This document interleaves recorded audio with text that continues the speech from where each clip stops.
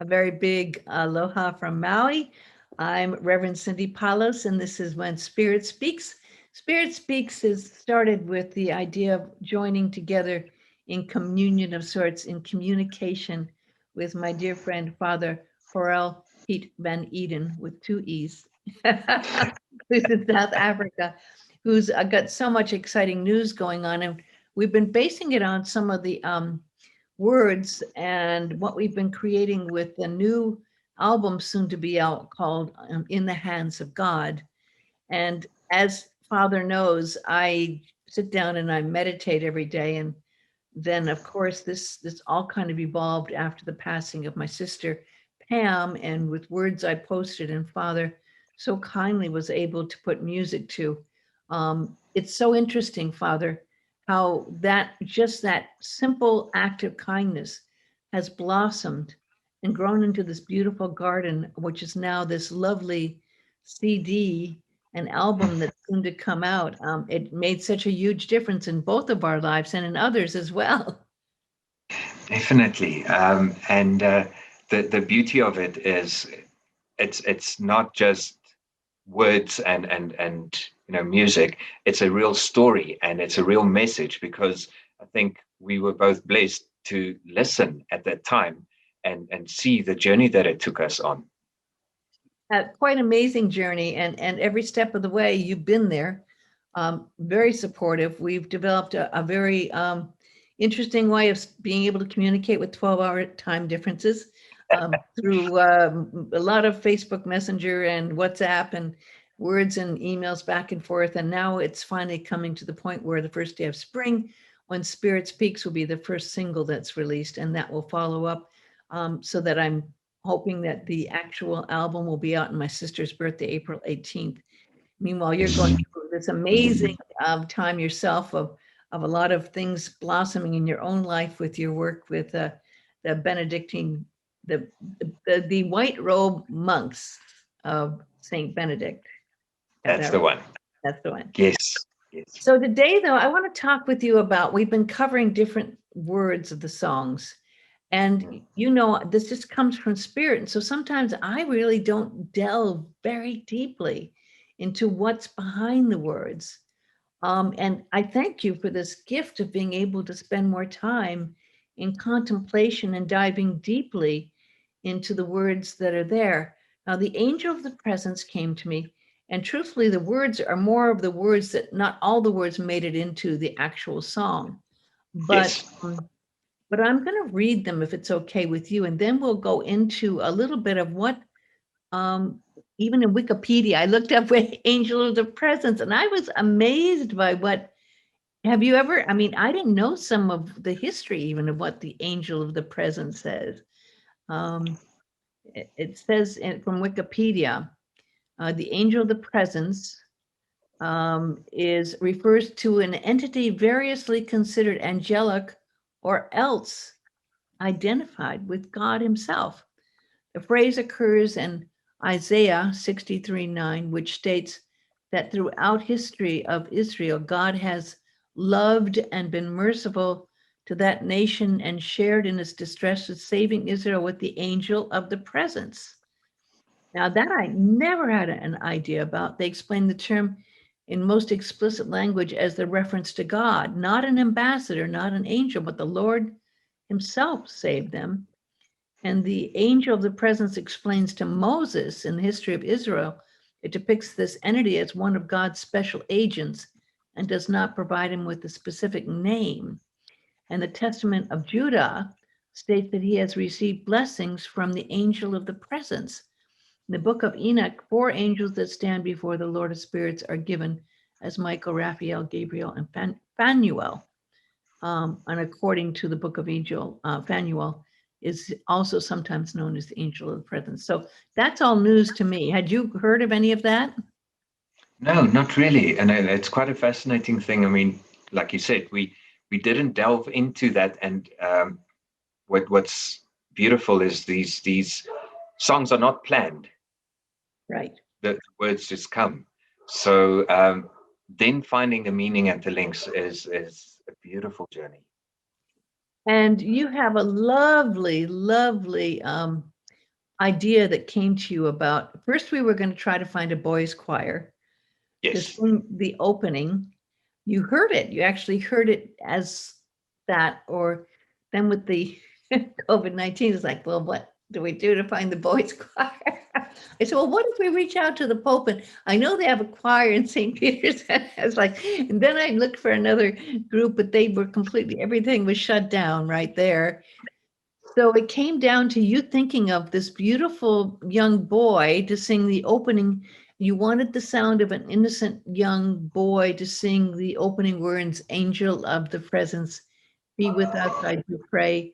Let your wings enfold us, embrace our souls today. So give us a little bit of background on how you evolved that into what's on the album. So, yes, when I read your writings, the music just comes. And it almost felt as if that was an opening to a song, rather than part of the whole song. And the music that I heard was two voices singing, in harmony. And so that's what we wrote down. And we had that planned for a very long time. And yeah, as you said, it was challenging to then find a choir to work with and to actually get that music down. We even at some stage spoke about doing it electronically. And my sister then reminded me that our cousin in the UK has a son, Tiago, and he loves singing and he loves God. And so I reached out to Yolanda, and she said, by all means, and we had a chat, and I sent him the music, and a day later we had about 40 takes that they had done.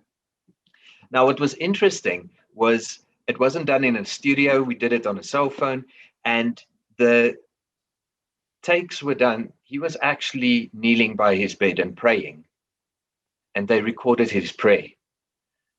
And even after that, I mean, this is now a month plus later, and he still uses that prayer at night when he goes to bed, which is quite beautiful to me. And then we sent it on, and yeah, I think it just formed a beautiful introduction It to is the beautiful and message. it holds the innocence. Yes, And with the help of Stephen Malillo and his magical ability to create sounds that are from heaven, he made it sound as if the boy was in church and praying. And he, ideally, you do not want a recording made done with an iPhone. But I mean, the way yes, he was able to save that and enhance it and do it is mm, really precious, absolutely yes, precious, and so perfect. And when I wrote Angel of the Presence Be With Us, I do pray. I didn't know any of the background I just talked about. yes, I just sometimes feel the angel of the presence. And I, I didn't ever put a definition on it, but I feel it. But what I also feel when I feel the angel of the presence is this wonderful feeling that's so heavenly of the wings, especially in hard times, the wings actually enfolding you and protecting you. And yes, that is what I started this the words out with. And the next ones kind of really employ that same thought. The world seems lost in shadows. Of course, this is all written in the midst of the COVID. We need your help to guide us with the light of spirit that heaven does convey. Of course, this is Spirit Speaks, and the grace of Spirit was alive throughout this whole project. And Spirit was, in this case, I felt many times my sister coming through Spirit. Then the next one, again, carrying that feeling when the heart is weary, when the burdens grow, the angels bring such mercy with the blessings of a sacred rose. And just a little description on that. I've been very blessed to have a deep connection with Mother Mary, and I pray to Mother Mary, and I offer myself in service to her each morning in prayer. And I have many times felt many miraculous things come through Mary's blessings. One time, my friend John had a stroke, and he wasn't even aware he had a stroke, but I saw him, and his mouth was completely drooping on one side, his eyes droopy, he couldn't speak clearly. I said, "You got to go to the hospital right away. You have a stroke." No, no, no, no, believe me, you had a stroke. You don't know it. So in the hospital, in the emergency room, I'm praying to Mary, and the doctors do what they do in a hospital, and the beeping and the things and things. And so come and say, "Oh, well, he's had a stroke. We're going to have to do tests. We're going to have to admit him. A lot of times, this is just the start, and there's going to be even more. And this is very, very dangerous." And I'm praying and praying, Okay, after an hour there in the emergency room, praying all this time, I look at him, and he completely was restored. His eyes back to normal. His speech is back to normal. He's not anything with his mouth drooping. And I said, "John, you're fine now." And so the doctors come in and said, "Look he's recovered." And they said, "Well, no, that doesn't mean anything. We're going to put him in, and we have to do tests. This is probably just a prelude, and he'll probably even get a worse, stroke." And we said, "No." And they even said, "Do you want to see in the morning him dead because you didn't admit him to the hospital, that you're going to be responsible for his death?" Wow. Like, well, I don't believe that. I believe that there were prayers, and the prayers worked, and they got really upset. And after that happened, I bought a rose bush to Mary. $29. It was like this much. Now the rose bush is 9 feet high now and wider than it's like about 4 feet wide. This is like 4 years later, and it's still providing me roses almost every day. I call the rose bush Mary. So just that's a backstory with the blessings of a sacred rose, right? Long story short, that's the blessings of the sacred rose. These times have changed our lives.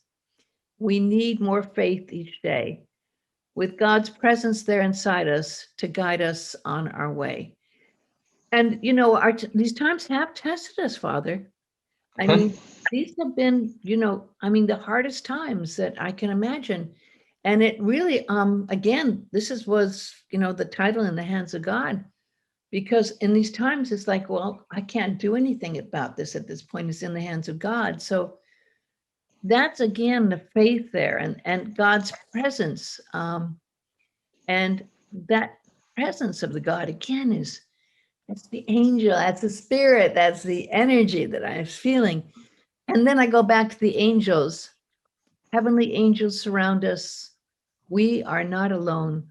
Turn all worries over to the Lord and let his will be done. And I think that's probably the hardest thing to do at any time, is just say, God's will be done. And it may really be not what we want at all. And many times it isn't, but it is all you can do. And then I go back to the course, when the heart is weary, when burdens grow, angels bring you mercy with the blessings of a sacred rose. Then I go back to the holy garden, because that's such a beautiful place I've been in spirit to. There is a holy garden, a place of peace where you can go. You can turn within and dwell there and find the blessings it bestows. And that's a place I go to in meditation.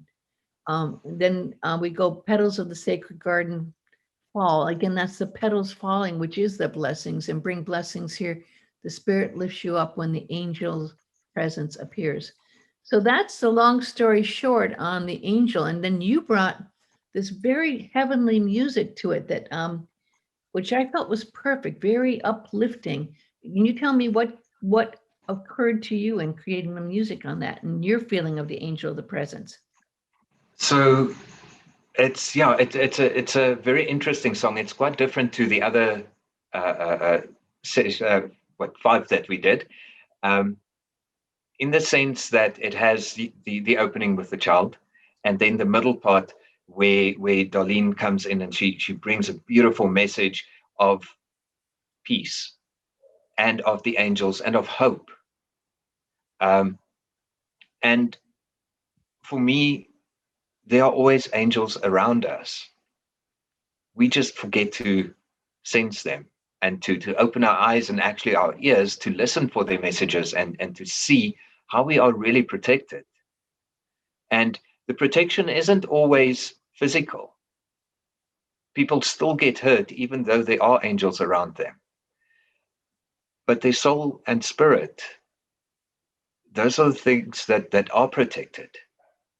Um, and it's a big message for a lot of people, and for myself, is that God doesn't promise us physical safety. We are going to get sick. We are going to go through challenges. I mean, the this year with the lockdowns and stuff that we did have been harrowing for many people, and we were never promised to be free from that strife. We pray and we ask the Lord to keep us safe from it, or keep us away from the strife, but it does happen. And we believe that there's lessons in that for every single person. But the message that we have is that we are still enclosed in those wings of the angels, that we are not alone, even though we sometimes feel that way.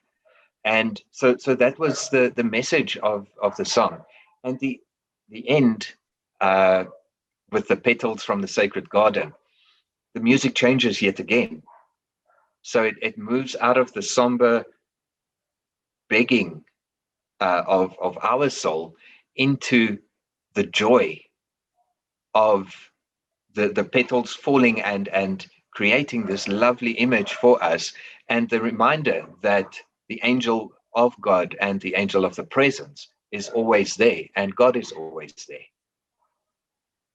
It's so beautifully said. And that, of course, is what's so key, is remembering to remember, being able to pray and meditate and go to that place and find that peace and that sacred garden inside.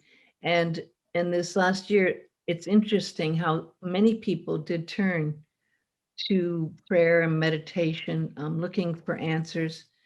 And many people got very angry as well, and doubted, how could, as happens in any disaster, how could Mhm. God let this happen? It always comes back around to what happens to anyone going in suffering. It's one of the age-old questions. If God is good, if God is there, how could he let this happen? And when we look at the huge, staggering numbers of death and what people went through, and some families losing almost all of their family members, Yes. and this is when people really are hurting and looking for answers inside. And this is one of the big challenges that we see. And when people come to you, as I'm sure they must in this time, how do you Mhm. counsel them about this hard situation? We don't know why this is happening. We don't know what God's plan is.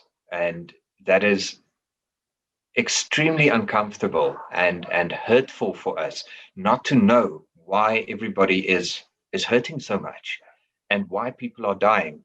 And all we can do is try and show compassion, and we can remain faithful that there is reason for all of this, and it's not a human reasoning. And that is a big thing for us. We feel our pain and our despair in ego, and that is what then almost cuts us off from God. So the counseling that I focus on a lot is just remember the roots, go back into yourself and listen, and you'll find something there that reconnects you if you open yourself up. And it is difficult. It's one of the most difficult things to do when you are going through pain, when you are going through heartache. uh, we see so many families dying, and it's family groups that pass away, and the people around them are hurting big time. And how do you then tell that person, yes, but God still loves you? It's easy to forget that part. And that's where we then just say to them, be quiet, or scream, whatever works for you.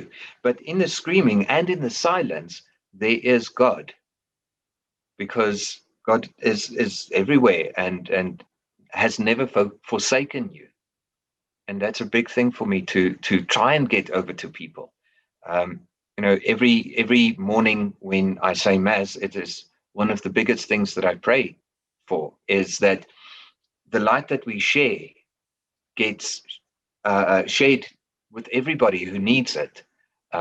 With the album as well, that it's my daily prayer that it's easy to record an album, and it's easy to put it up on a shelf somewhere, but that was never the goal of what we wanted to do. The goal of the album is to shine light where people are filled with darkness and sadness. And so hopefully we can help people through that by the words, by the music, and by the messages that we share. Um, and yeah, that's basically the counseling we do, is just trying to show people that there is still light, even if they don't feel it at the moment. As you were speaking, I thought about how our friend Stephen Malillo was Mhm. able, through his music, to capture the parts that kind of touch my heart and bring me to tears sometimes, is when, while the music is rising and going upwards, there's also sometimes that crossing point right in the middle where it's Yes, going down and you feel that cross in your heart. And it's that moment that carries an understanding both the anguish and the glory. yes. And very hard to put that in words, very hard to express that. But in music, and the way he created the music Mm. for this, you feel that, that pain and at the same time, Yes, that hope. I yes. let a very dear friend of mine hear this, who I've co-produced many albums with, Mhm. and she lost a cousin of hers a year ago, and she was listening. I was very nervous about her listening because she's gotten 6 Grammys, Well, and this is the first project in a long time done without her. So I'm going, I don't know what's going to happen when she listens, right? And she called me up and she was in tears. She was crying. wow. She was crying. She says, "This is so beautiful." And it immediately, I felt the spirit of my cousin present when I was Oh, listening to these words. And I'm feeling chicken skin here. I mean, because, that's what you and I have felt sometimes. When we yes. listen to some of that music, it would bring tears to us. And Hmm. and that was so powerful that indeed it wasn't just you or me, because we're very involved in this project, but it was someone else who didn't know what was behind it that was able to feel that. Um, and I think I can't help but think of the cross. You have the power of that cross, the light and the vertical and the energy of spirit, but also the cross across the horizontal line, and your heart right there in the middle. You have the energy of spirit and man, spirit and man, always bringing together some of that that energy that you feel when the two energies are crossing, right? And the I've heard a beautiful description of the pain that you described now. It's called exquisite pain. Ah, I It's might it's have to write a poem about that, Father. and because in the most painful times there is such beauty, if we can see it, if we can step back out of the pain, and we can see that. Yes. It's not something that uh, I think that's where people become martyrs, is in embracing that exquisite pain. Wow, I've always wondered about that martyrdom, and I've always wondered again, I'm sure people have, it's like, how do you get to that point where you have that much kind of faith and that much trust that you understand that, throughout time, how and what and why people had to go through that, it's so expressive of what happens when people who are sometimes in control don't understand or are fearful. of the real power that's much more powerful than they are, and Yes. will often try to limit it because they're threatened by it in many ways. Um, and unfortunately, it also brings up for many why religions are so involved in even in their own religion creating pain throughout history, you know. Mhm. Um, and that's probably a subject matter we'd have to go into another time, because I mean, how many people have died in the name of Christ, you know, by people in their own churches sometimes. We can't even Yes. begin to understand that, right?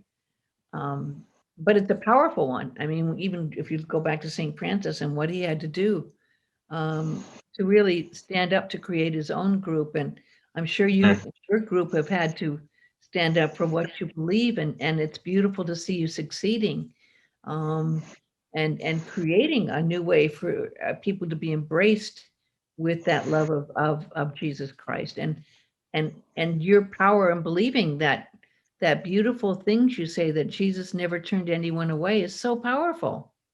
It is. It is. And I had a discussion about that earlier today as well, with people who come from the same religion, but different sects, if you want to call it that, or different denominations. And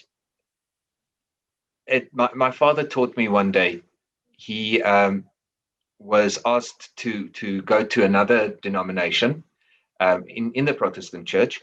And he asked the gentleman who wanted him to move over, he asked him, if I do not join your church, am I then going to hell? And the gentleman said to him, no. And my father's question from that was, so then why are you still talking to me? And that is such an important thing. You know, we have these different, I call dialects of the same language. We all speak the language of the Lord. Yes. And I mean, that's one of the songs also that Yeah. we are going to discuss. But we all speak the same language. It is just different dialects.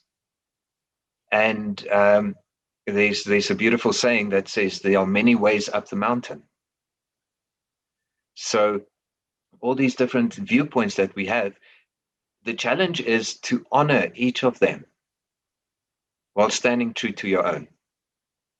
And for me, I love being, well, I focus on being open to learn from everybody, because the way that I perceive spirituality and religion is not absolute. Because if it were absolute, then we could read a rule book and follow the rules and then, meet God in the end of it.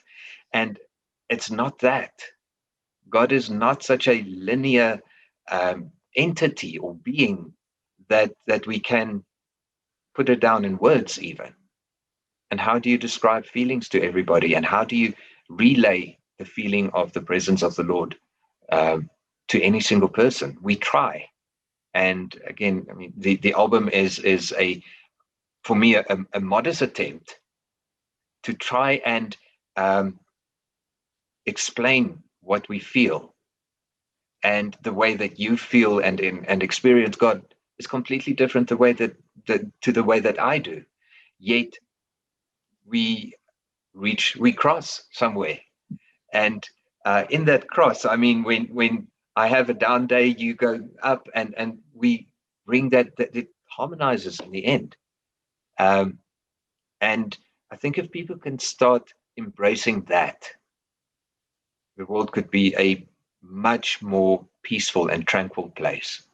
Absolutely. Amen on that. And I have to say that you know, I follow mystic Christianity, and Hmm.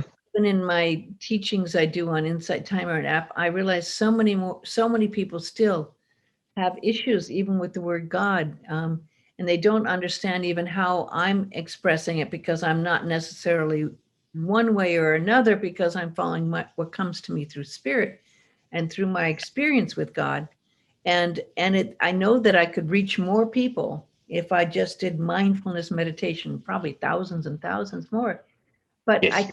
I can't limit it, because my love for God is so great. And I think that love joins you and me and is expressed through this music and this album. That love of God is so great once you experience it that all you can do is keep trying to express it and share it Yes, with others. And it's almost impossible. That's what keeps driving me on to do more and more because it's inexpressible in a way. But I think I have to thank you so much because you understood where many wouldn't, and you were able to express it as well through your music. And I really look forward to always talking to you because you enlighten me on many subjects and ways of looking at things I hadn't looked at before and explain some lovely experiences you've had. So I just want to thank you again. I'm eternally grateful to you for the work you've done on this and also for the way we can share this time communicating what's going on inside with this process. So the angel of the presence is there and it's alive and well, and it's in the songs and music, and it's also in your hearts, and it's there for everyone anytime they open themselves up to it and need it. There's that beautiful angel of the presence. definitely. No, and I need to thank you as well for allowing me to be part of this journey. I mean, it's a dream that we discussed many years ago, and finally it's here. Well, that's all the time we have for today, but we'll continue the journey and looking forward to how it beautifully unfolds together with the grace of Spirit and God. A big aloha and thank you, and thank you. Thank you so much, my friend. Have a beautiful day. Thank you. I will indeed. You do too, and what's left of your night. Bye bye. Embrace ourselves today.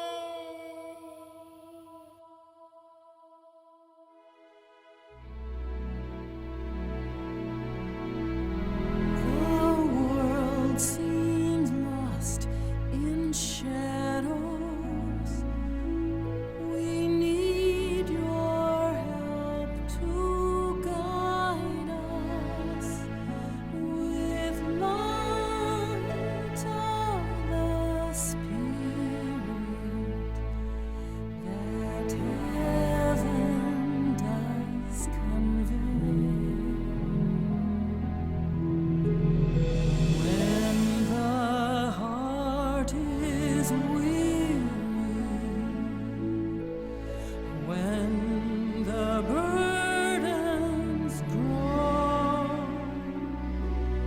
the angels bring such mercy with the blessings of